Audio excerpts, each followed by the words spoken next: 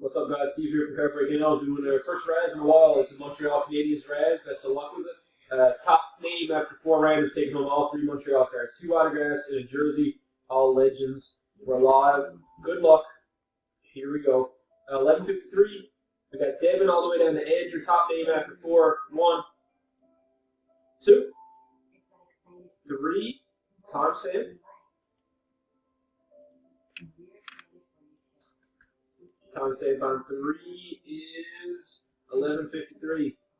Just turned 11:54. Last and final random top name taking home the cards.